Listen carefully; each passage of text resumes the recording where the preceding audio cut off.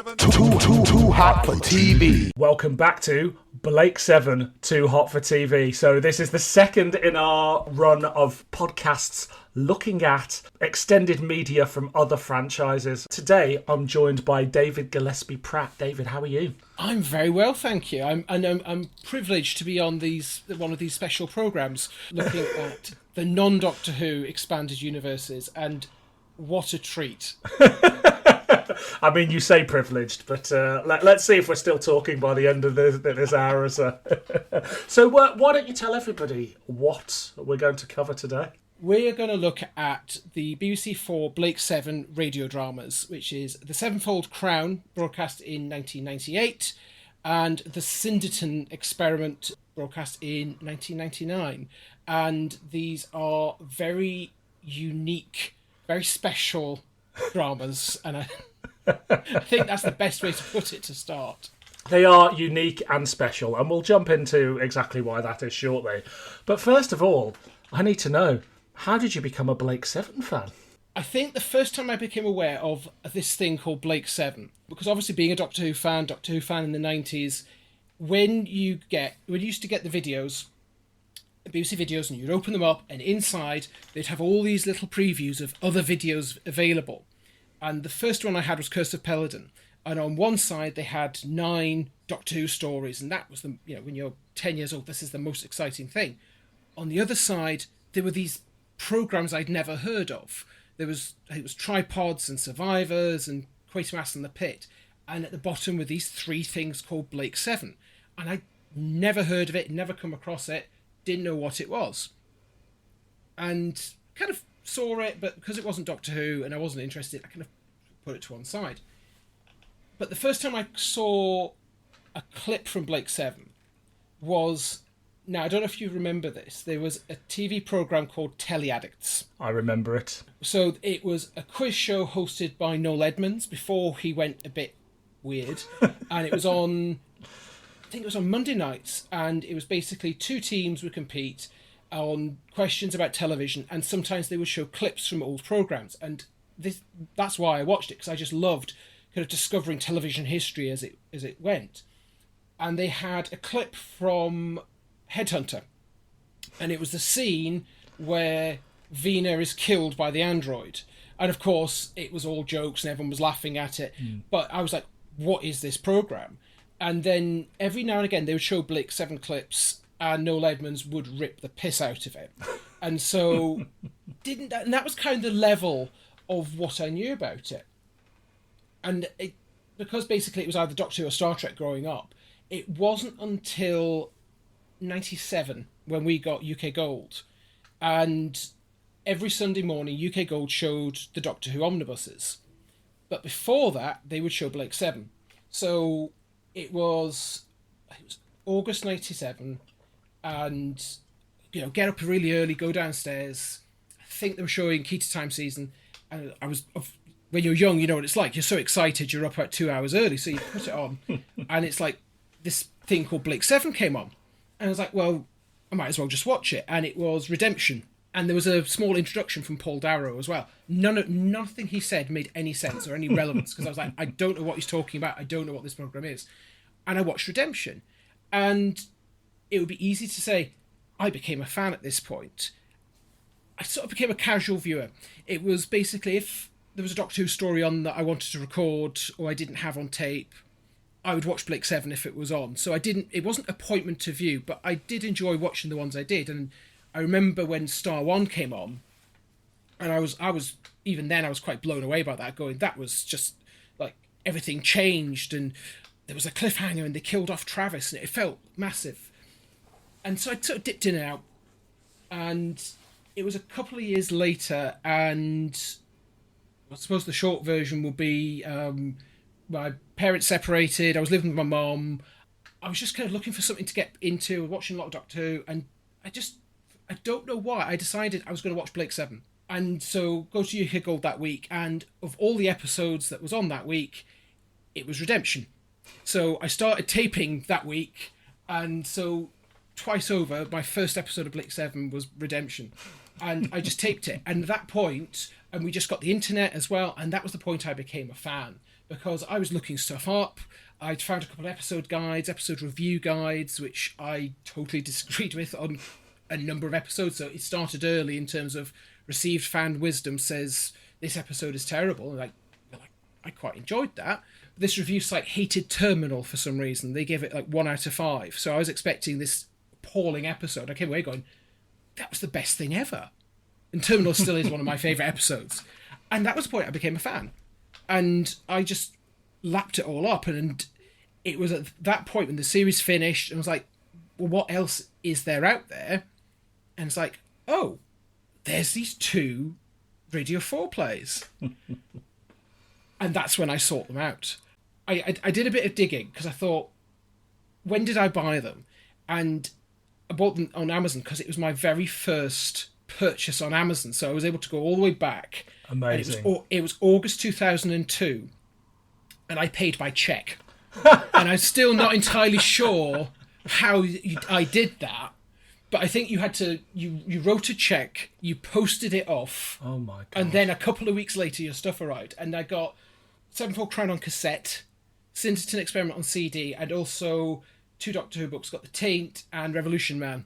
Nice. So at that point, I was going through my 8th Doctor novels and I was collecting regularly, but I had a bit of a backlog, so I was just sort of collecting. So that was my very first Amazon order, was these stories. And what a fantastic order it is too.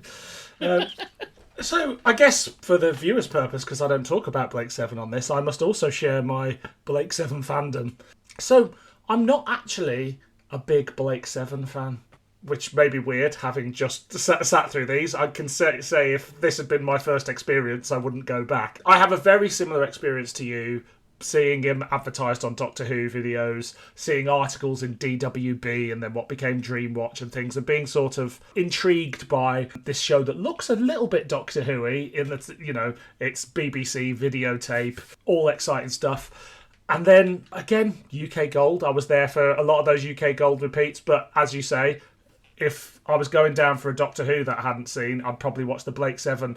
At one point they were on before, and then another point they were on after, I think. I think they sort of flipped around in the schedules a bit. From there, the second time the VHSs came around, so the first lot were sort of artwork, and then the second lot you had to like build up a spine, I think it was. And That's right, yeah. At least the first couple had quite shiny, foily covers, I think. And I reckon I bought about 6 of those and really enjoyed them.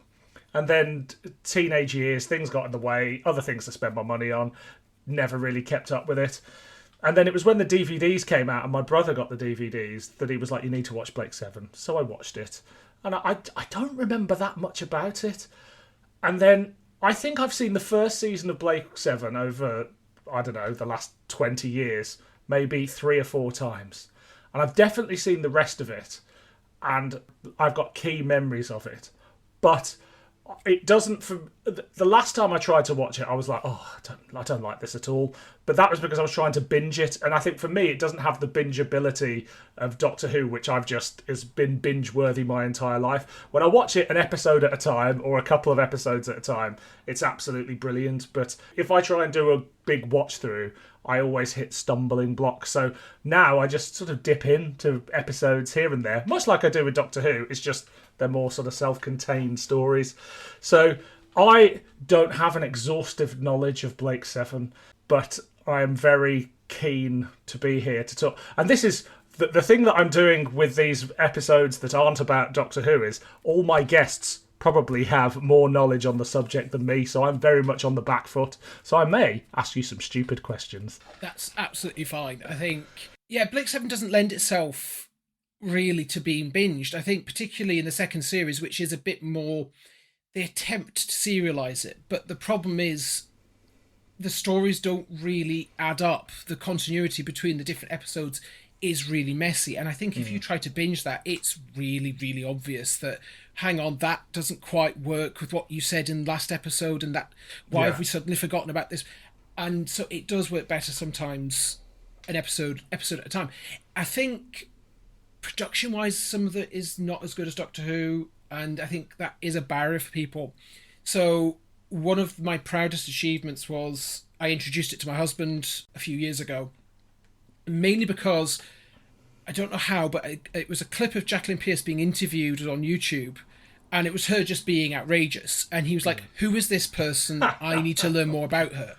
And he tried an episode, and he was like, "I'm not sure if I can watch this. It's a bit too cheap. It's almost like a bit of a barrier." And I said, "No, just give it a try." So we watched the whole thing all the way through, and he's enjoyed it. He loves Jacqueline Pearce. He's read her autobiography. There's a signed picture of her up on the wall upstairs. So he really likes her, and he's like, she's wasted. He's like, she's great in it, but she could have done so much more with her career. But he'll happily watch it, and sometimes he'll be like, "Can we watch an episode? Go and pick one." But he freely admits going, "There are bits of it which are awful." And it's like, no. They're all good. And he's like, "No, some of it is shit. You've got to be honest." And it's like, okay, some of it is. But that's one of my proudest achievements. It's like, he was game for it, because I got him into the classic series of Doctor Who as well. So it's like, I was on a roll there. So, come on, give more things a try. But I think it's the Tomorrow People next, isn't it? The Tomorrow People is going to be a step too far. I think if you think Blake Seven looks a bit cheap, I mean, somebody was sharing clips from the Tomorrow People the other week, and there was just some of the costumes from one of the later episodes, and it's like, what the hell is that? Yeah. I was like, that's the aliens from the Tomorrow People. That's how they look. Yeah. I mean, I say that I'm not a big fan. I've definitely more invested in it than anybody should be who wasn't about when it was first broadcast. And I say this having come off last week watching all of the Mythmakers tapes on that are interviews with the Blake Seven crew as well. So it's and the Jacqueline Pearce one in particular is an absolute gem. I mean, she is. I've heard her Big Finish interview, but I need to read her book as well. Yeah, I mean, what Chris said was, he said it was an interesting story, but it wasn't I think she has definitely not had it ghostwritten. He said it's not terribly well written. It's fascinating and it's interesting, and there's very little on Blake Seven as well, and that's probably, I think that's the same for a lot of actors' autobiographies, is that they don't often cover in the mass details the stuff that fans want. Yeah. Because they don't remember it. Jacqueline Pearce on any of the commentaries on the DVDs, I don't know if you've ever tried them. No, but I feel like I need to, right? She remembers nothing. And she doesn't understand what's going on. The problem is because they're not moderated, and if there's any set of commentaries that prove a moderator on these things is needed, it's the Blake Seven ones. Because you've got Paul Darrow, Jacqueline Pearce, I think they're watching Assassin, and at times they're just sitting there either watching it, or they're like, "I've got no idea what's going on. Who's she? I don't know." It's interesting you say that. On Jacqueline Pearce's Mythmakers, she very specifically says, "I don't remember any of Blake Seven because I was taking a lot of drugs and drinking a lot at the time." And it's like, well, what can you say? So instead she talks about her lovers and orgasms and all the things she loves talking about. She loves talking about her sex life, and the men that she met, and oddly her hatred for Felicity Kendal, because I believe she stole her first husband. I think that's the story. So she has no love for her. I see. I mean, she's a fantastic figure, very entertaining. I think perhaps quite a tragic figure as well. I think she's had a fair share of misfortune and ups and downs in her life, and I just sometimes wonder whether she ended up where she quite wanted to be. I think basically because we were on holiday, and basically every now and again Chris would just tell me bits from the book, so I kind of got the edited highlights. I was left with the impression that she sabotaged herself a lot, and I think she had probably what we would probably now see as some probably severe mental health issues and stuff. And I think at the time her way of dealing with it was the drink and the drugs and the sex. And there is a degree of tragedy in terms of this is somebody who was, when she was good, she was incredibly talented, and you can see that in some of the second and the third series, particularly in Series B. There's scenes where she is just phenomenally good, particularly, I mean, even against Brian Croucher, which isn't difficult to be the good one in that scene. There's a scene in Weapon where it's Servalan and Travis, and they're having some sort of argument, but it's the way she just locks eyes with him, and she doesn't look away, even when he's threatening her and everything. And she just holds her poise in that scene and she does it so well. And yeah, she could have done so much more, but Yeah. for various reasons didn't, and it is a bit of a shame. Indeed. So, how familiar are you with anything beyond the TV show? I know there's a lot of fan audios that were done sort of in the 80s and 90s, and I've never really listened to those. I did listen to some of the relaunch that they did in the early noughties. Yeah. But my problem with that was they just, with the whole new cast and the reimagining, it took away from the fun of it, because it was, let's do it absolutely serious, let's play it straight down the line. And one of the things I love about Blake Seven is it tells some great stories, but there's also an element of fun with it. Yeah. There's a lot of wit, there's a lot of really sharp dialogue, and I just felt that those reimaginings didn't capture that enough for me in the right way. But what I have gotten really invested in is the Big Finish. Yeah. Blake Seven stories. And I think they've done a really good job expanding on what's come before within the limits of the contract they've got, because they can't do anything massively in the fourth series. Yeah. Which is a shame, because that means that these two radio plays are the only full cast dramas set during the fourth series with the main crew on Scorpio. And I think the Liberator Chronicles, continuing from the Companion Chronicles, I think some of the best things Big Finish do is kind of actually leading to the fact that it's audio books, either two-handed stories. Those things work really well, and I think some of those Liberator Chronicles are fantastic. I did struggle a little bit at first with the full cast dramas, because particularly the likes of Gareth Thomas and Jan Chappell, they just sound so unlike how they did. And I bought the first couple of their first full cast series, and I just couldn't get into it, because it's just, Blake is characterised as being in his 30s, but he sounds like Gareth Thomas in his 70s. Yeah. And it just lifted me out. And it was only a few years later when they were doing the Crossfire series, and I just saw people saying, this is brilliant, this is amazing. And they had them on sale, so I bought the first Crossfire set going, okay, everyone is saying these things are magnificent. They just started doing previews of Restoration, which sounded really intriguing. So I was like, okay, I'm going to give it a go. Yeah. And I listened to the first box set of Crossfire in about a day, and then I went and bought the second, and then pre-ordered and then got the third. And then, so I binged those sort of 4 box sets in the space of a few weeks. And I was like, I really liked what they did. They did a season within a season. So Crossfire and Restoration are set between Deathwatch and Terminal during Series 3. And they've carved out an entirely new story arc. And it really works, mostly. And they also fix a number of the continuity discrepancies between Series 3 and Series 4. They actually explain or come up with ways to say, right, that's how they say Servalan's dead when they know that she's not, and so it's really cleverly done. And obviously they had to stop doing them when Jacqueline Pearce died. That meant obviously no more Servalan, even though they hoped to do some more. But when Paul Darrow died, that was, as far as everyone was concerned, that was the end of it. Then they came back with the World Series, and it's been a bit of a mixed bag for me, some of those. I think the Avalon stuff was good. I struggled. There was a set called the Clone Masters, which I thought, I was really quite looking forward to, because you had the idea of the 2 Travises. Unfortunately, there was a story led by Brian Croucher as Travis, and it's a lot of shouting. Right. And it's a bit histrionic. But some of the later sets, the most recent ones, I think they did one with the character Arlen from the very last episode. Right. And they actually tell her backstory, and they've got the original actress back in. Okay. And Amazing. they tell stories from how she became a Federation officer and how she became undercover and her dealings. And that's really well done, because when you kind of go, oh, they've brought this actor back, and how much have they done? And these are written by people who know these characters and know the stories. And so they've done a really good job. So when they announced a few weeks ago that they're doing a Tarrant box set, which I can't imagine, nobody seems to like Tarrant, but they're doing a Tarrant set, and they've brought back Yasmin Bannerman as Dana as well, because I don't think they've done anywhere near enough with those 2 characters in their set. So I'm really looking forward to that. It's one of the few that I'll probably still get a physical copy of, because I've got all the others. Yeah. So it's like I will still get a physical copy of Worlds of Blake 7, because I think overall they've done a really good job with them. Okay. So again, I say I'm not a Blake 7 fan, but I was reasonably invested in the Blake 7 audios. It wasn't so much the Liberator Chronicles, but those full cast audios, I basically listened to them until they were done.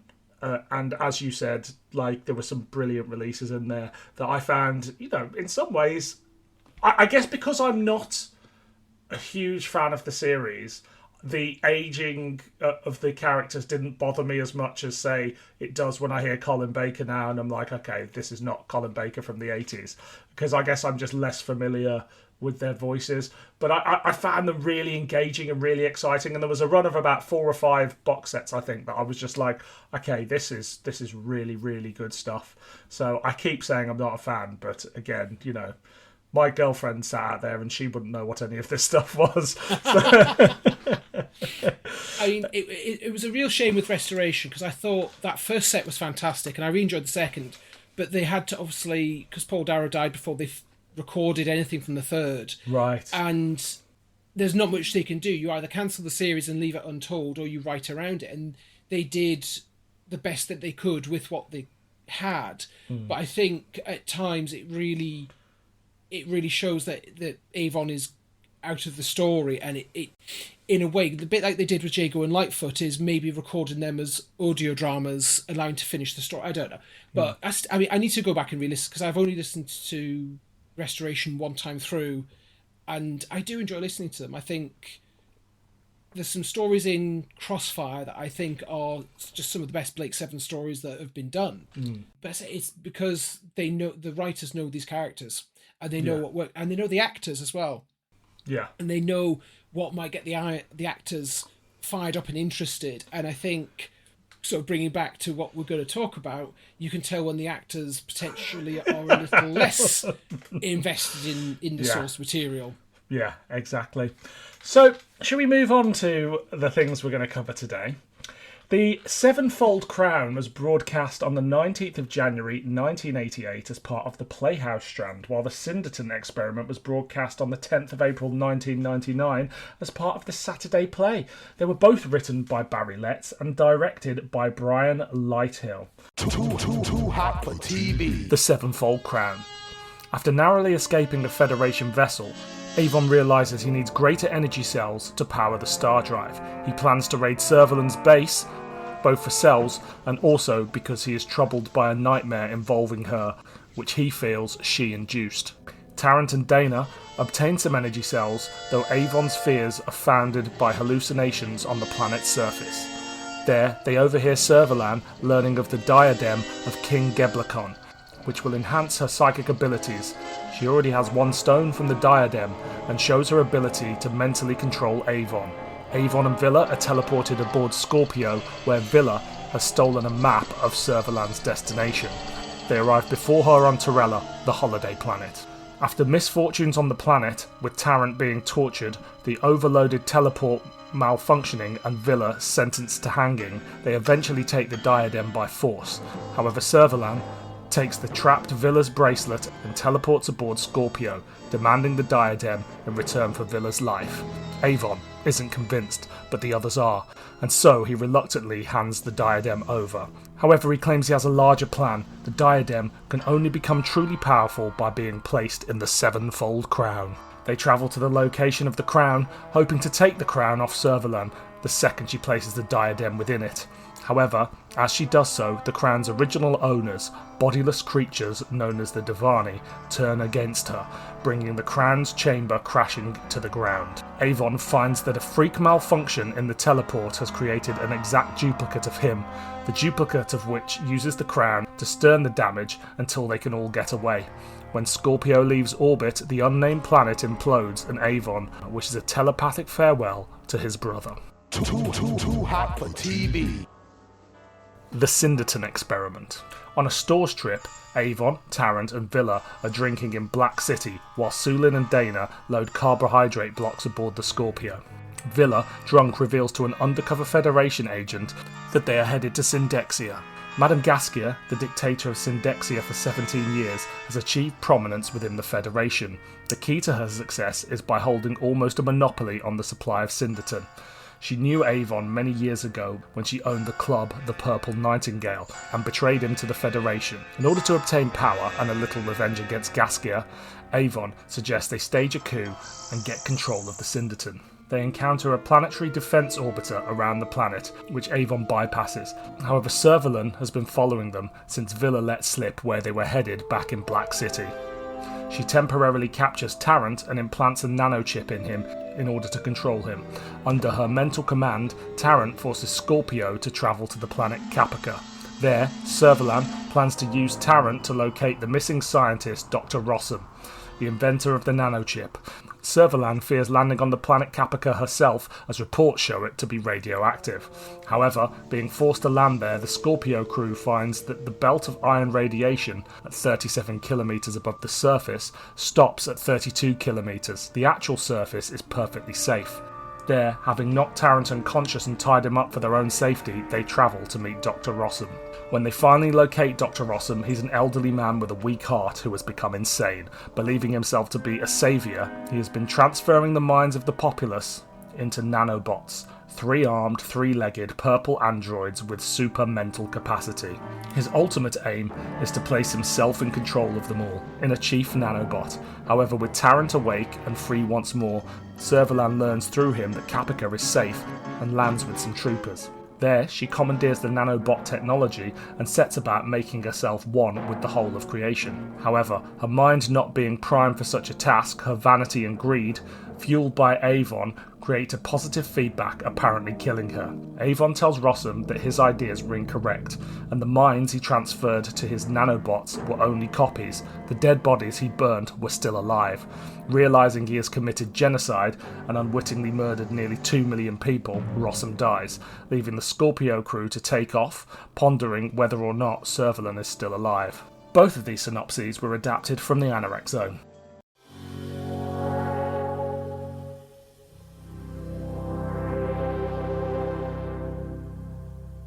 So, you've already said you didn't listen to these at the time, you bought them later on. But what format did you listen to them this time on? So, I've actually listened to them a couple of times, because in sort of preparing for this, I listened to them while I was on holiday. But I've also bought, bearing in mind, when we talk about this, there'll be, why did you do that? I bought them on vinyl. And listening to them, and they sound great and everything, but why did I spend X amount, I'm not going to say how much because my husband might listen, on plays that you freely admit that may not be the best things ever made? And it's one, because I'm a fan and I have a collecting gene and I see something and I want it, and partly because I really do want to like these plays more than I do, because I think there's a couple of interesting ideas. It's the only, as I was saying, it's the only stuff set in Series D that's not, oh, we can borrow a character but we can't mention Scorpio or Sulin or anything. It's kind of in that era, and the fourth series is one of my favourites as well. So I just wanted to give it another go, and I thought this is an opportunity to try to get, and because I'd seen people talking about it, and I was like, I've been meaning to do this for a while and go and buy them on the vinyl, just get them. And yeah, it's fun. It's always kind of explaining again when my husband Chris comes in, he's like, what are you listening to? It's like, right, I'm listening to this 1998 Radio 4 play of Blake 7, but they've recast Dana and Sulin with 2 other actors. That's why they don't sound right. Yeah. I'd never heard these before. I was aware that they had a reputation of not being great, but then I'm also aware that so does some of Barry Lett's Doctor Who radio plays, and I still very much enjoy them. So I was there for it, and then I can't remember how, but we were tweeting back and forth about these, and I was like, I should really do a Too Hot for TV on these, and you went on there, and that was enough to make me go, right, I'm going to listen to these, and here we are today. Yeah, I love those Barry Lett's Doctor Who stories from the 90s. I know they are flawed and they've got problems, but I got those tapes in mid-90s when I was becoming a fan. Yeah. We'd go on family holidays and you could only, I had my Power of the Daleks cassette, Paradise of Death, and my Walkman, and I would just listen to those over and over again. So I've got a huge nostalgic place for more Paradise of Death than Ghosts of N-Space. I did also buy those on vinyl. I mean, that's even worse because that's a massive box set. But that's a really nice set as well. But yes, clearly I'm a glutton for vinyl. Although I did not buy the Web Planet. I have not got to the point where I want to listen to the Web Planet audio only on a record player. I can understand that. You and me were leading the same childhood, it sounds like, because I was very much on holiday with my Walkman with those exact same tapes. Also picked up the Macra Terror for the holiday the next year as well, and I think that's when Ghosts of N-Space jumped into. Ghosts of N-Space with its glow-in-the-dark cover. Yes. I could never find the Macra Terror. At that point where I had some pocket money, and I was like, right, because there was like the Virgin Megastore and HMV, but in Newcastle, when I was growing up, we had the BBC shop, and they used to have a stand full of BBC radio collection, and for ages they had Macra Terror. And it's like, right, finally I'm going to go and get it, and that was the point that it'd gone, and I think that's when it went out of print. The Macra Terror for years was just one of those, I want to hear it, I want that tape, I need to hear that story. I think it was one of the ones with the ropey quality. Yeah. I think they were all pretty ropey. I mean, Fury from the Deep was barely listenable. It was fantastic. It's like, yes, I'm listening to Fury from the Deep. Haven't got a clue what's going on in the first 5 minutes. I need to track down the Tomb of the Cybermen one at some point as well. I'd love to hear that, because I never bothered to get it because they found it basically about a week later or something. Yeah, I did have it on my hard drive once, and I was hoping for a John Pertwee narration similar to Power of the Daleks with all sorts of embellishments. I think, I might be wrong, it's quite a straightforward narration, and I think it's quite sparsely narrated as well. So I remember when I didn't listen to the whole thing, but I was like, this isn't... I was hoping for something like Power of the Daleks, where that was an Eric Saywood written script, because he mentions pteroleptals. But when you're listening to that for the first time, that is the most exciting thing. Tom Baker's narration on Power of the Daleks is just phenomenal, brilliant. Yeah. So, what is the Sevenfold Crown about? See, this is the bit where it's like, can you sum up Sevenfold Crown in a sentence? And trying to describe the plot to both Sevenfold Crown and the Syndeton Experiment in just a sentence that tries to capture the plot of these two. So, the main plot of the Sevenfold Crown is Servalan has somehow acquired a magic gem that allows her to control minds and Avon's dreams, and it is part of a much larger, I think it's a diadem or coronet, I can never remember which way around it goes, and that is part of the Sevenfold Crown, which when it's put on somebody's head, it gives them unimaginable power. And so it's a race against time between Avon and Scorpio and Servalan to get to this alien planet and get to the Sevenfold Crown first. It's basically a quest story. That's the simplified version, because it is over an hour and a half long. Yes. It's about the length of 2 episodes. Yeah, it is. And I believe, is this the one that the radio version was shorter and it's the audio release is a bit longer? I believe so. So I was looking up, because I was trying to find when this was broadcast, so I went onto Genome, and it mentioned, because obviously it's transcribed from the Radio Times, and it has the text of the offer to buy this on cassette, and it has been specially extended. So the slot for Sevenfold Crown was 90 minutes. Right. So I don't know exactly how long it was, but it was a 90-minute slot. The version that's on the CD and on the vinyl is 1 hour 36. Yeah. So it's about 5 minutes longer. Mm-hmm. But I have no idea which 5-minute bits. I did try to see if there was anything out there. But bizarrely, there's not a huge amount about the production of these two. There's a lot of comment and promotional materials. I tried to find the radio, because there was in the Radio Times thing on Genome, it says there was an article in that edition.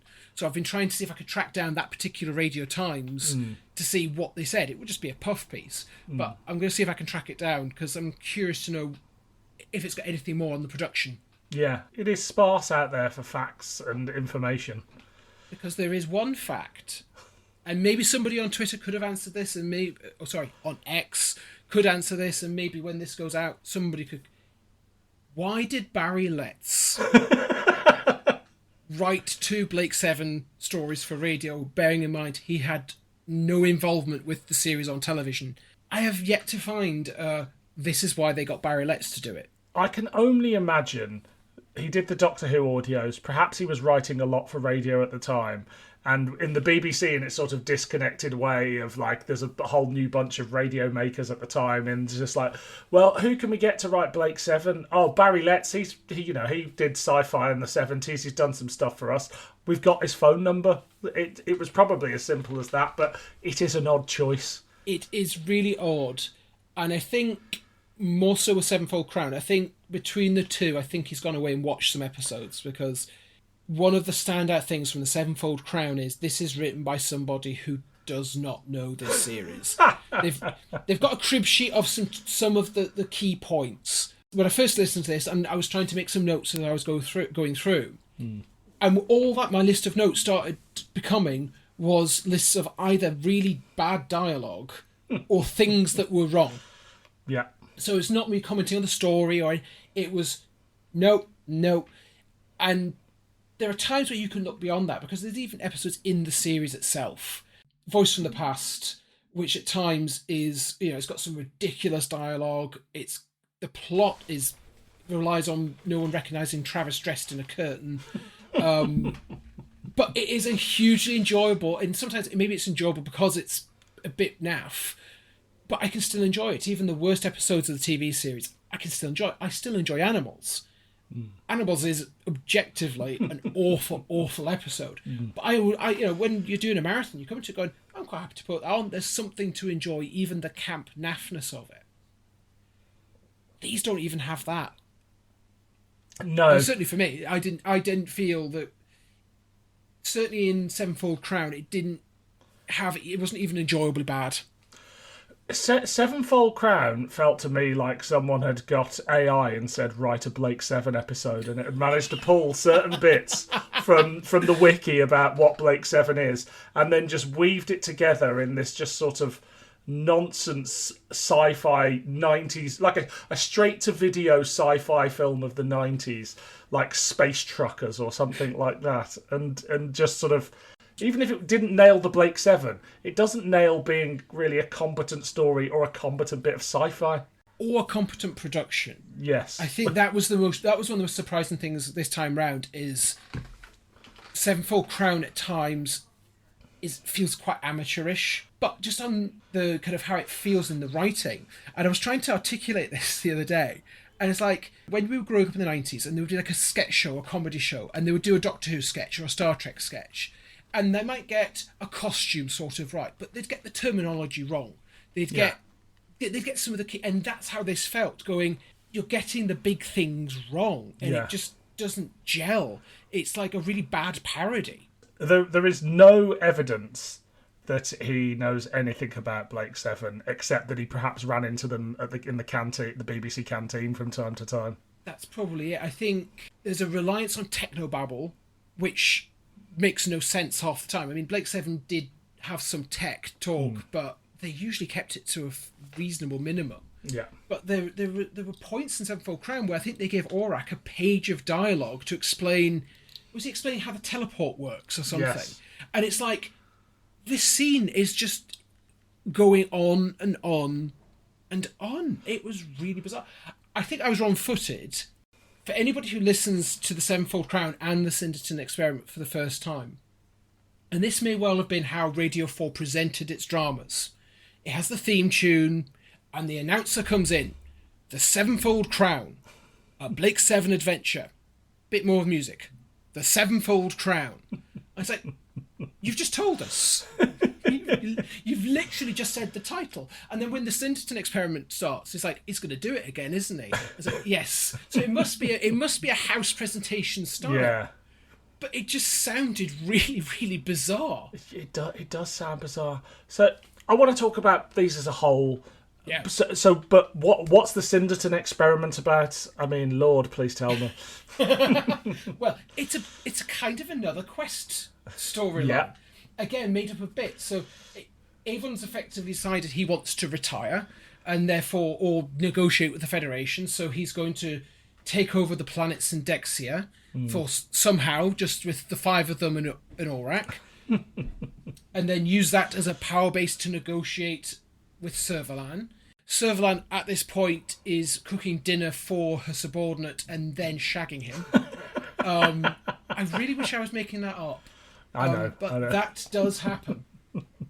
And then somehow they end up on Kapika, and there's a whole business with robots that I think I tuned out a bit of because there was body-swapping robot. At least Peter Jeffrey, Count Grendel of Gracht, turns up and gives it some weight.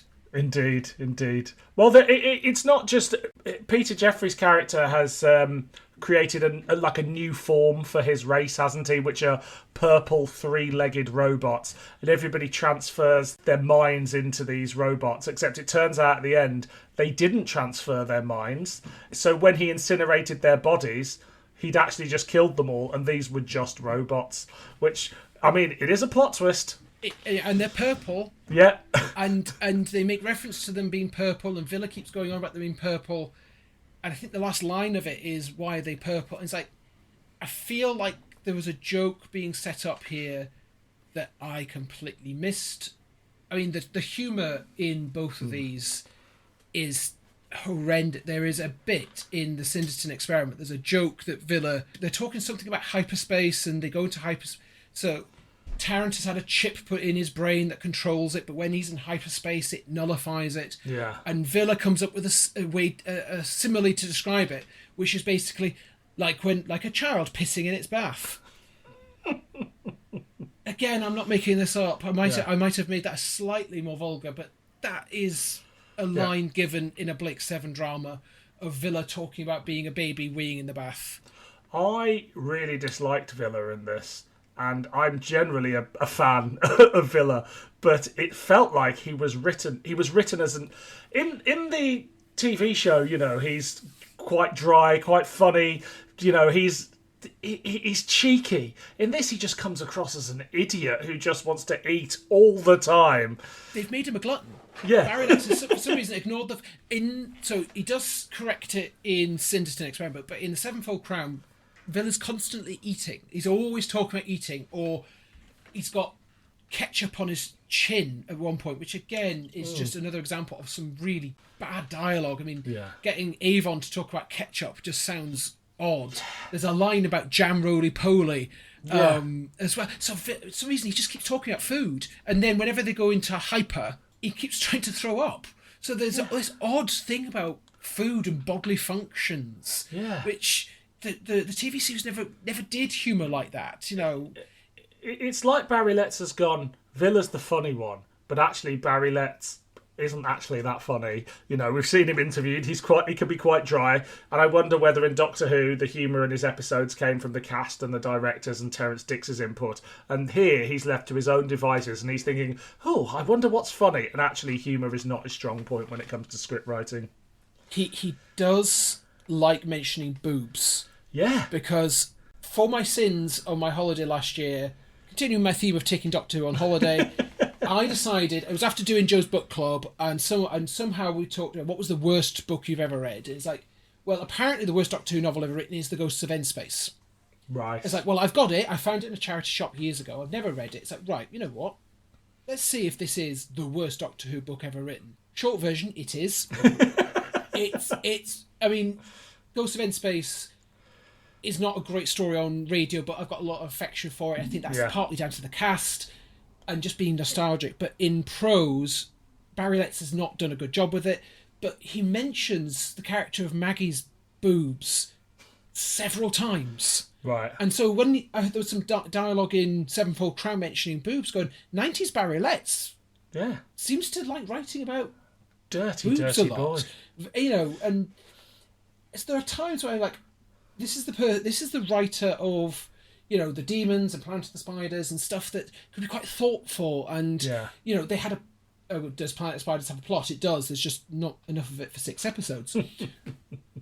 But this is, I mean, fair. That Sevenfold Crown barely has enough plot for half an hour, let alone an hour and a half, because the number of times we're treated to that instrumental music sting based on the theme tune that just seems to go on forever.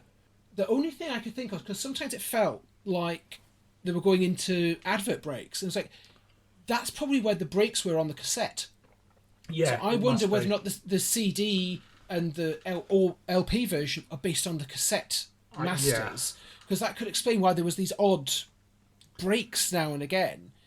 I mean, I wonder if anybody out there has the original radio version. Somebody must. Somebody will. I would be interested to know what possessed them to make it longer.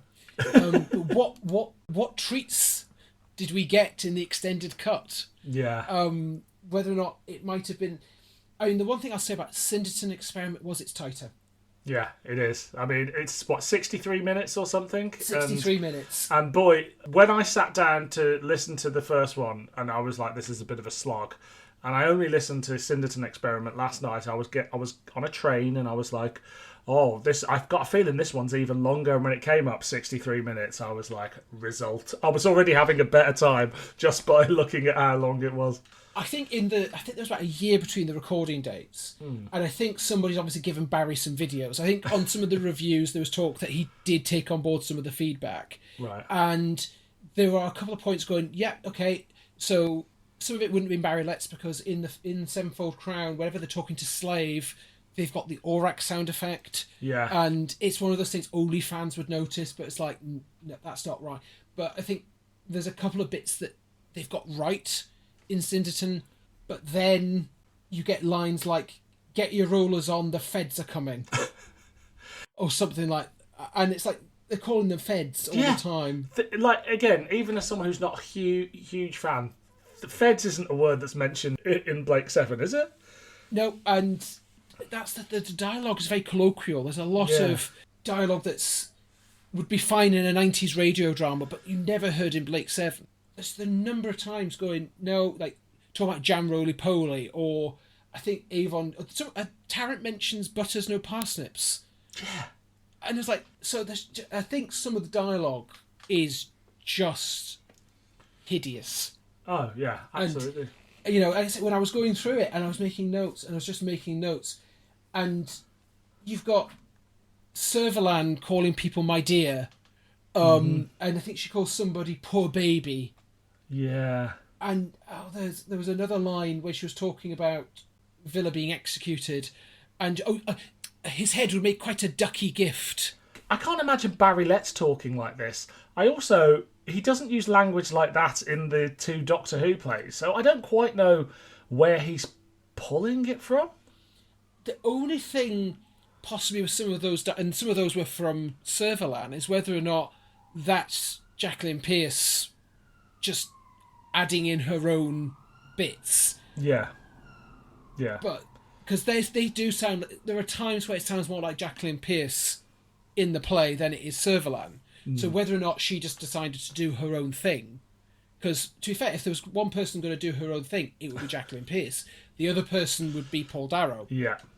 Who sounds more like Avon in his performance in Syndeton. He sounds remarkably bored. Yes. Throughout Sevenfold Crown, even when he's playing 2 Avons, which it could be a story in itself and could actually be a really interesting story. I'm sure one of the Liberator Chronicles did something along those with an Avon clone. That is the basis of a good story. Yeah. But instead, it's just like, oh, we need another 10 minutes of plot, plus Aurak explaining how the teleport works. Let's just stick in a duplicate. Yeah. You were saying earlier about, it's got the wrong sound underneath. They've got the Aurak sound underneath Slave and all that. What I can't figure out is who this is for. Is it for Blake 7 fans? Is it for Radio 4 listeners who might remember Blake 7? Like, it just seems very oddly pitched. I don't know. I was having a similar thought. I don't know who this is for, because if this was for the fans, they haven't made any real effort to get it right. Yeah. If it's for a general audience, God knows what somebody who half remembered Blake 7 going, "Ooh, I'll give that a go," made of it. The plot of both of them is confused. There was a point during Sevenfold Crown where I did start to tune out, where there was all this business going on with King Gebelakon in his palace, and there was in the middle. I was just, I'm not really following what's going on here. I'm starting to get a bit bored. These guest characters aren't very interesting. The main characters are basically phoning it in, and the characterization is off as well. So yeah, I can't imagine. And also being an hour and a half. Yeah. And it's kind of devoid of any atmosphere or tension as well. Like, again, the Syndeton experiment, I think, gets away with it a bit more because, as you say, it's shorter runtime by its nature. It doesn't have enough time to tread water at any point. And it, as you say, he's perhaps watched some Blake Seven since then. Compared to the sound design on the Doctor Who plays, and the one scene I'll remember, it's in Paradise of Death, and it's in, I think, the 5th episode where the Doctor and Sarah in the records hall, and you've got this big echoing chamber, and it sounds this big expansive space. At the end of both Sevenfold Crown and Syndeton Experiment, they're meant to be in these big expansive spaces, but they sound like they've been recorded in a cupboard. Yeah, it sounds really tiny space. It's the most radio drama something can sound in a very bad way. It reminds me of at school having to make like a little radio drama and literally having a tape with about 10 sound effects on that you'd have to play in. And it was like, somebody needs to try harder. I don't know whether it's the producer or the director or somebody just needs to get everybody to put in a little bit more effort in everything they're doing. There was a couple of bits I thought you could just almost imagine what they're doing in the radio studio.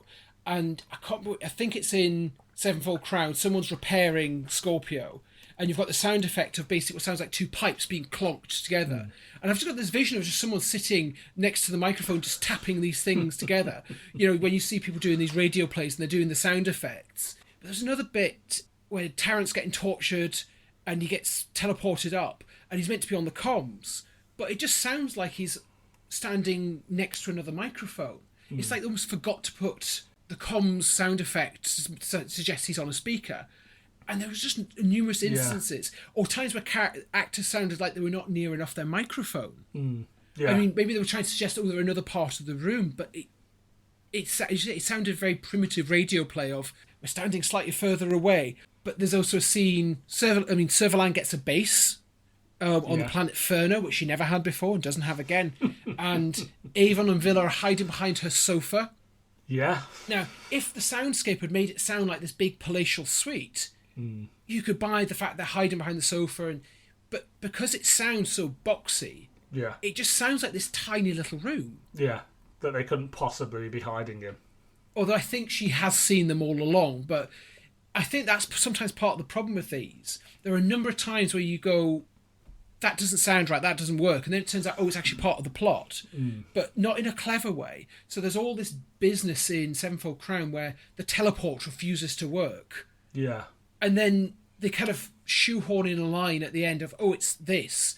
But it's like, it felt really much like, we need the teleport not to work, but we can't really think of a decent reason to explain it in the story. We'll just throw a line in at the end. Yeah. The teleport has to be up the spout, otherwise the story doesn't work properly, because it's people beaming up and down of the planet and not appearing at the right time. So it's kind of a plot point for plot mechanics' sake, but done really clumsily. Almost as clumsily in Syndeton Experiment, where Tarrant forgets to put his bracelet on. Doesn't drop it, doesn't lose it. He just forgot to take it with him because they went on Scorpio shuttle, which I believe it doesn't have, because they get the Scorpio wrong. Because Scorpio, they very clearly say it a couple of times in the series, Scorpio is just a flight deck and depressurized cargo holds. It's basically a very basic ship, but it's bigger. It's got other rooms and things, but it's now got a shuttle. Good point. I mean, these people are supposed to be, the galaxy's greatest freedom fighters, but I'm really surprised they've got as far as as they have. If they were like this in the TV series, they'd be dead about an episode in, and Blake Seven would just be a pilot.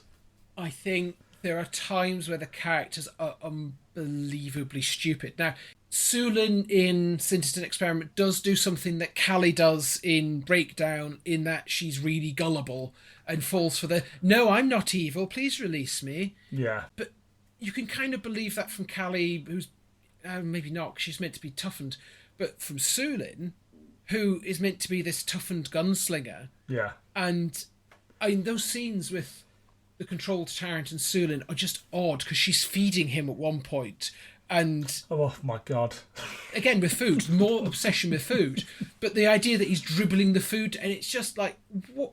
This is just, again, wrong. That could bring you to the recast regulars. Yes, let's talk about them. I think, because I really want to talk about them, because I have no issues with recast. I mean, Josette Simon would never return, and she's made it clear she does not want to return. I read somewhere that Glynis Barber would have done it, but was busy. She might have read the script. Okay. You know, and maybe just decided... she was going to be busy. I'm going to be busy today, sorry. Dana and Sulin are, in Sevenfold Crown, really nothing like how they are on television at all. They don't speak like them. They don't have their characters. They're really quite feeble at times. They're always deferring to Avon and Tarrant for what to do and instructions, and they're a bit simpering. Yeah. It's a weird thing where the Barry Letts era, we think of sort of, as much as Joe, you know, might be a bit of a what is it doctor character, but the one where feminism sort of kicks in and they try and give more sort of weight to the female characters. But this is just a complete backpedal on that. And you add Angela Bruce into the mix, and well, they come across as stupid and sort of, these are strong characters in the TV series, and here they are just basically idiots or damsels in distress. And that whole business where they're with Aurak or Auric, Angela Bruce keeps mispronouncing. In the second one, she's fine in the first one, but she keeps mispronouncing Aurak in Syndeton Experiment. She called it Auric or whatever. But they do this thing where they're kind of, oh, clever Aurak, oh, you're so smart, like to schmooze up to him. And it's like, I can kind of half see them doing something a little bit like that, but with all the other poor characterization, it just feels like just not like the two characters that you get in the TV series. I think Sulin is worse in the second one because she has to be unbelievably stupid to let Tarrant go. Sulin, played by Glynis Barber, would not do anything that daft. Absolutely. I think there's one moment near the end of Syndeton where Angela Bruce reacts like Dana should have, which is during the final shootout, and they think Villa's been killed, and she reacts with quite a lot of anger. And it's like, that's a bit more like Dana, to be a bit more emotional, but it's probably 2 lines. Yeah. Tarrant doesn't fare much better. I mean, he's barely involved in these plots, it feels like. Because I know Stephen Pacey could have deliberately lowered his voice when he played Tarrant in the 80s. I think he struggles to find Tarrant's voice again. But again, he's not written like, when he has got dialogue, he's not written like Tarrant. No. He's nowhere near as annoying, which we could probably say is a good thing.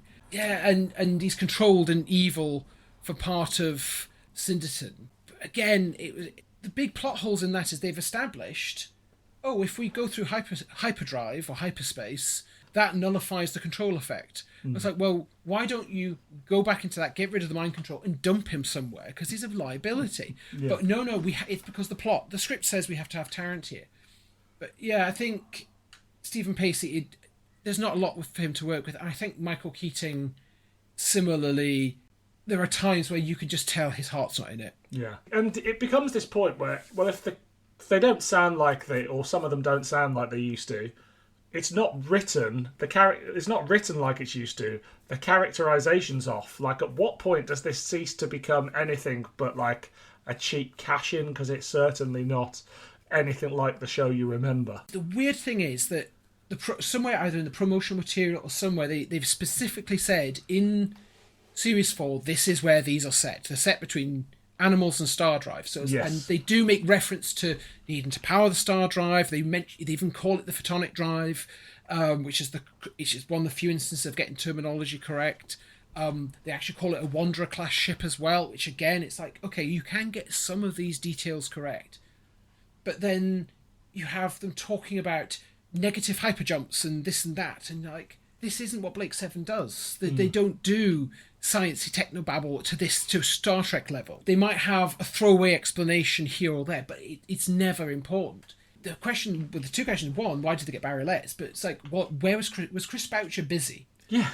Just to come in and even, I imagine, could he have given the scripts a polish? Is there a good story at the heart of these that a good script editor could polish and bring out? And I'm not sure, because I think the Sevenfold Crown doesn't feel like a Blake Seven story. No. I mean, stones that give you control of the universe. I don't know. It feels like whether or not it was a Doctor Who idea. Yeah, maybe it was his third Doctor Who radio play, and then John Pertwee dies, and he's like, "What can I do with that?" And he's like, "Blake Seven." I mean, there's points at the end of the Syndeton experiment where Servalant is basically the master, because she just turns up, and then decides, "I'm going to have this power all for myself," which felt massively out of character, because she was normally very careful. You know, she would be quite cunning and planning, but no, I'm going to grab it, and then she's apparently killed. Or they're like, is she still alive? Yeah. Going, apart from Terminal, where I think the plan was that it was the end of the series as far as they knew, so the implied death they did once. Yeah. But they never did will she get away? Has she got away this time? She always got away. Yeah. So and I just thought, this feels like Barry Letts writing for the Master. I walked away thinking, obviously they should have seen if Chris Boucher was available, but I genuinely walked away and thought, I think Eric Saywood would have been a better writer for this if they were going down the Doctor Who route. And I never thought I'd say that about anything, but it's like Eric Saywood gets the sort of slightly uneasy relationships like that he has in Doctor Who that he could throw in that make it more Blake Seven-y, and he loves writing for sort of more ruthless characters. And I was like, why didn't Saywood write it? Saywood probably would have done a better job, because he saw it. I always get the impression that he saw himself as the Robert Holmes successor. Yeah. And Robert Holmes did do some good episodes of Blake Seven. Yeah. So it's not out of the realms of possibility that, you know, if he took how he wrote for things like Revelation of the Daleks, that in that universe that he set up there, that would work as a Blake Seven universe. It's dark, it's camp, it's got good characters, it's got good dialogue, it's got a lot of wit to it. He probably would have smuggled a few references to the Pteroleptils and Raga and all the other stuff that he seems to be insistent on putting in his writing. But I think he probably would have matched the tone better. Yeah. But there was a line of Avon's in, I think it was Syndeton, where he talks about he likes inflicting pain. Yeah. And I was like, that you make him sound. I know he's potentially a sociopath or a psychopath. They imply that towards the end of the series, but he's not sadistic. No, and he'll kill in sort of self-defense, and he'll be ruthless. But he's not someone to torture somebody in that respect. Yeah, I just thought that there's just a number of they even get Avon's backstory wrong, because they talk about when he left the academy or when they kicked him out, going, that's not what happened. And he had a romance with Judy Cornwell. I still, when you listen to it, they're saying that's Maddie from Paradise Towers, or Days of Keeping Appearances, playing this alien queen who's snogging with smooching sound effects. Oh, that was. And so they've given Avon this backstory that's like, you couldn't even try and tally it up. He's meant to have been this cold, clinical. You know, the thieving from the banking system, I always felt was like the first crime he did. He wasn't off-world snogging all these characters or anything like that. So yeah, it's like you haven't even paid attention to the backstory of these characters. I felt like they've given Barry Letts a copy of the Voice from the Past and Gambit video. Yeah. They said, go and watch that. That's Blake Seven, because there are times where I feel like those two stories are sort of fed into his vision of what this world is like. Yeah.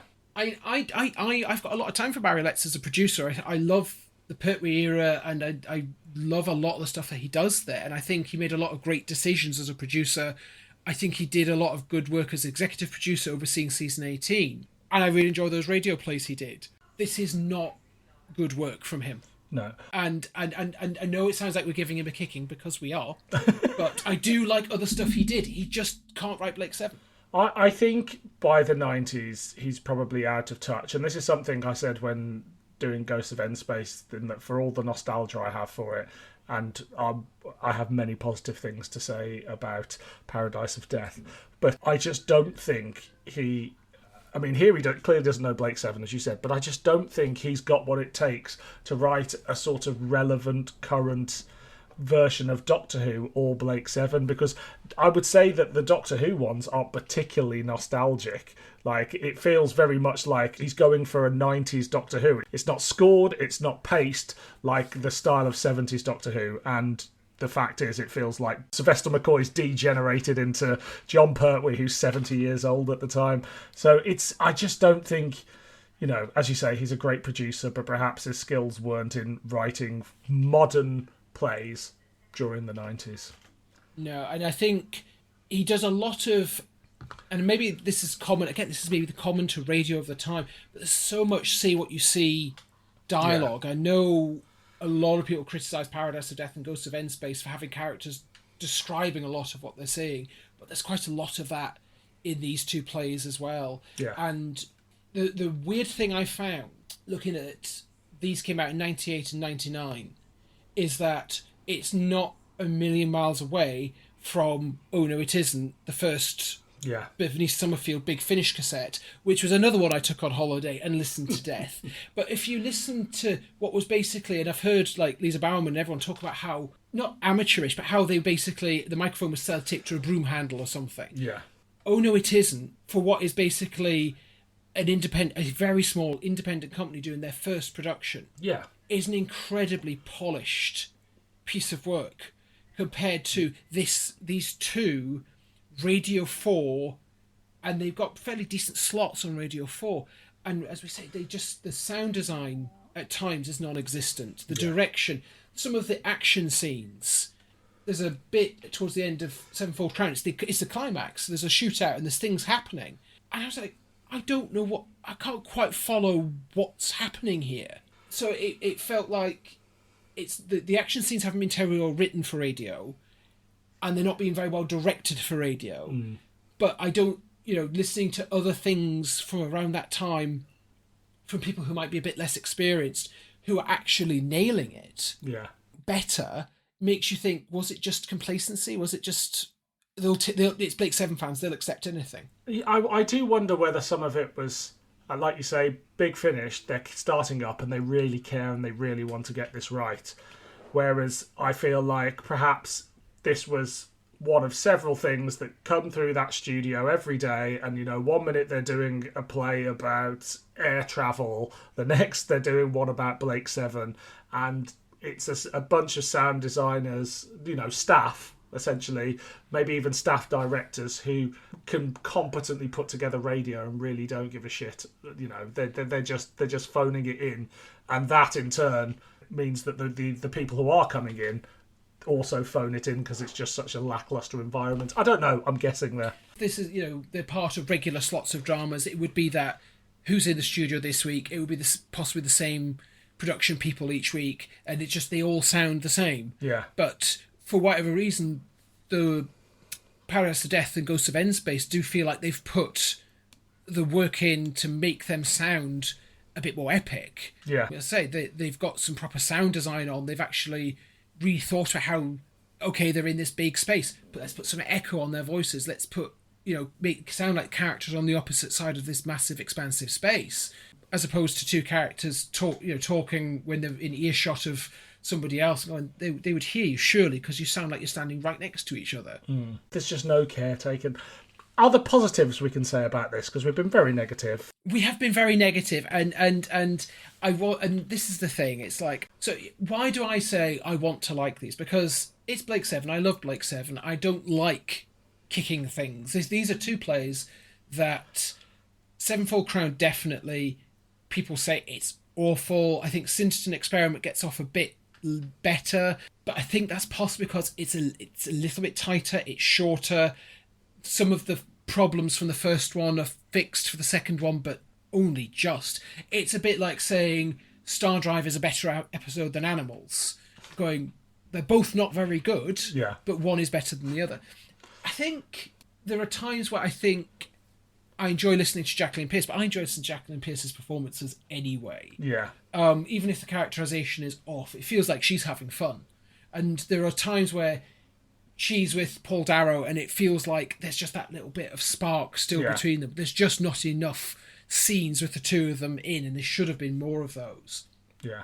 I think Paul Darrow is much better in the second one. I think he sounds more like Avon in his voice. The characterization's a bit off, but it sounds like he's trying a bit harder. Are there some good ideas in the stories? Oh, I don't know, because sometimes at the heart of these things there's a good idea. It's just maybe not been executed terribly well. But I think you said it before, they're not, take it away from being a Blake Seven story, is it a good standalone sci-fi story? Not massively, because it's a bit, it is a bit Terry Nation-esque. It's a quest. Yeah. So, there's possibly a bit of an homage there to go, we're going to some different planets, and we're going to pick up these pieces of a diadem, and then we're going to all get together for the big conclusion. But I don't think that was planned. I am struggling to think of positive things to say, and that's really bad, because I want to like these. I really do, because it's Blake Seven. And it's Blake Seven with some of the original cast, which obviously we can't do. We can't have any more Silverland stories. We can't have any more stories with Avon. But these are not good. I can only echo your sentiments in saying that on those moments where we do get Darrow and Pearce in the same scene, that you're suddenly like, oh, this is nearly Blake Seven all of a sudden. And Syndeton, I actually had a good time listening to. It's not very good, but there was enough there, and in its short run time. And it's not just its short run time, but it just means that it's got quite a pace to it.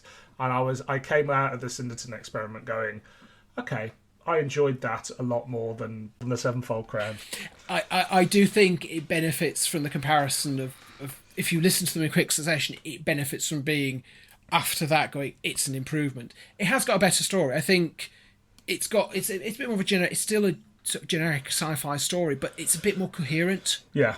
And it makes a bit more sense than Sevenfold, which just feels all over the place. And it just goes to show that editing down to a decent time slot makes a whole lot of difference, because I don't think if you're going, especially if they're doing this for the fans and this nostalgia element, do we want to be listening to 5 minutes of King Gebelacon drunkenly going on what the hell he was going on about? Yeah. And it's like, if nothing else, could you have not at least got a proper guest star in for that? No offence to the actor who played, but like somebody who the fans would recognise, because at least with Peter Jeffrey going, oh well, he's been in Doctor Who, he's been in all those things, he's got such a wonderful voice. And I think this may have been one of his last performances as well, because I thought he died earlier in the 90s. So I was surprised he was still acting in 1999.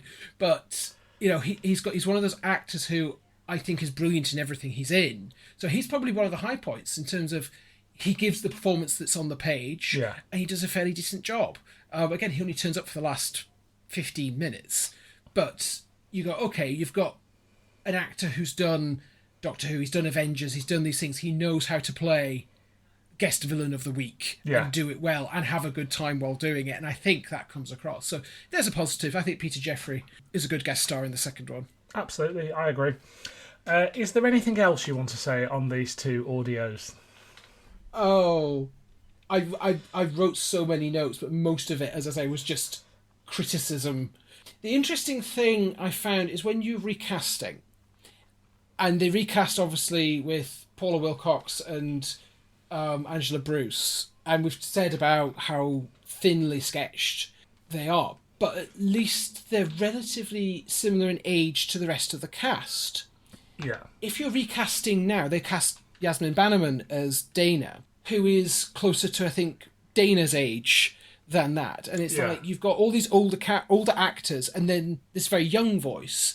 It's a bit like when they did the Third Doctor Adventures and they had the new Liz Shaw and Katie Manning. And it's like sometimes having the new young recast person alongside the older voices doesn't always work. So at least in these, and maybe this is another positive, is that when they recast, they cast of a similar generation to the people who are already in it, so it doesn't sound so jarring. Yeah, because the moment you put a younger person next to them, you go, oh, hang on, these people aren't how they were in 1980.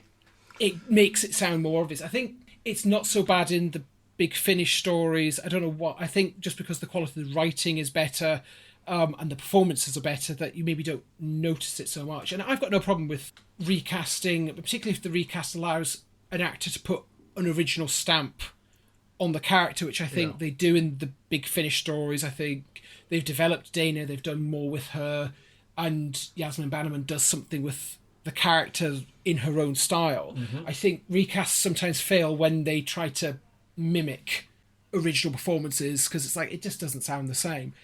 Obviously with these two, they're not mimicking because the characters are wrong and they're not given enough to do. I agree. I like you, I've got pages and pages of notes, but it is mainly going, that's a silly line, that's wrong, that's wrong. I'm literally scrolling it down now. In terms of sort of critical analysis, I'm sort of left bare just going, this isn't very good. The one bit that was entertainingly bad in Syndeton Experiment, and we mentioned it before, is when Servalan takes the captain, whose name I've forgotten, and she takes him to... I don't know whether she's made him dinner, but she's serving dinner. And throughout that entire scene, the person doing the sound effects is off the side, just sort of clinking some cutlery or anything. But this whole notion that she's seducing him and she's serving him dinner and she's getting him drunk. I think she makes him a cocktail at one point. It's so weird. It's like, yes, in the series, it's implied. Well, it's not implied. She is quite a lascivious character, but she's not as blatant. No. Except maybe Harvester Kairos, but that's... we don't talk about that. But it's probably one of all the two plays, that whole sequence was just one of the weirdest things. I was like, this isn't really Blake 7. I'm not sure what this is, but basically she's got her end away. And then they have a gag slightly later on where she's furious with him for some reason, and she's like, I'm going to my cabin. He's like, oh, sorry, am I coming with you? And she's like, no. And she swans out. It's like, what is this? What?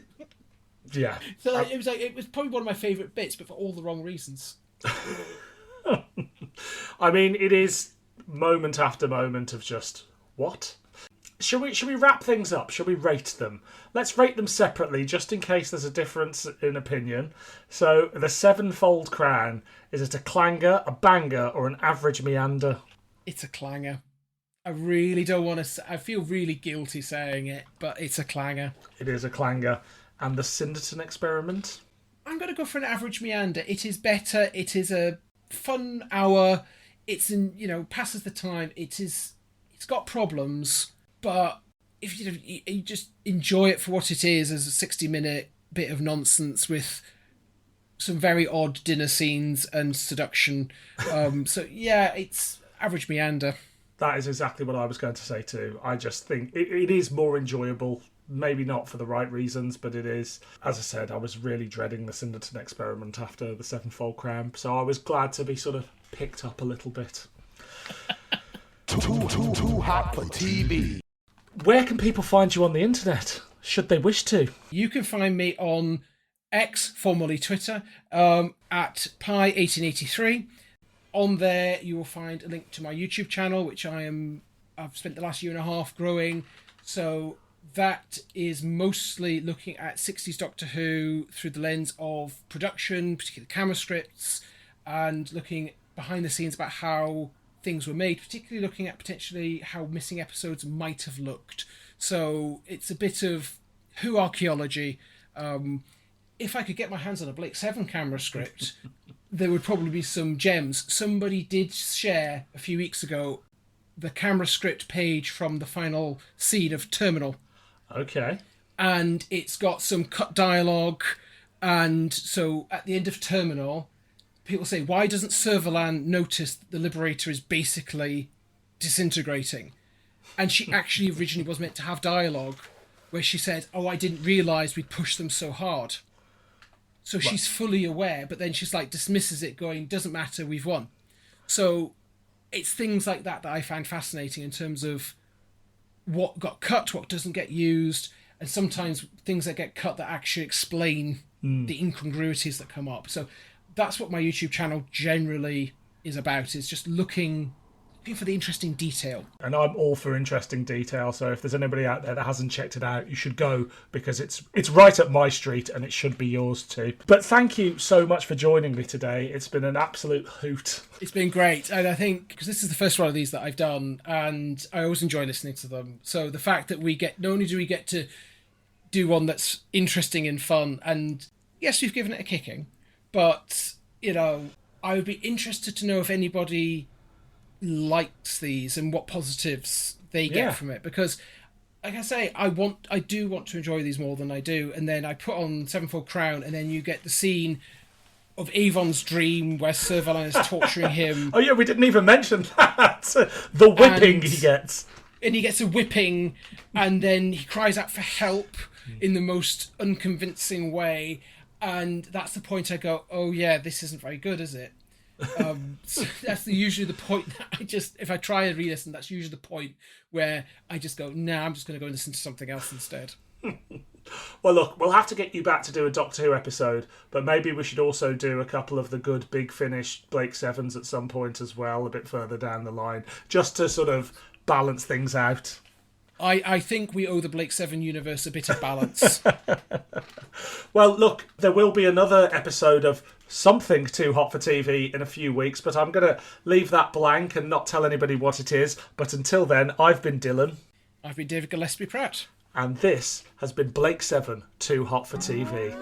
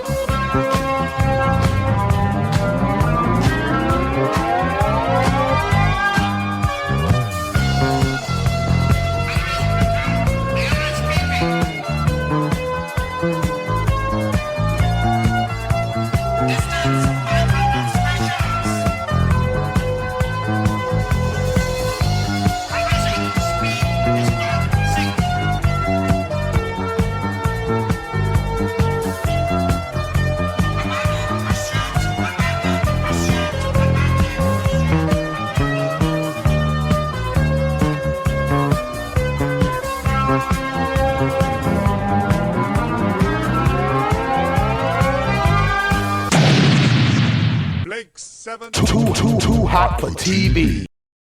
Final result. Blake 7, Babylon 5.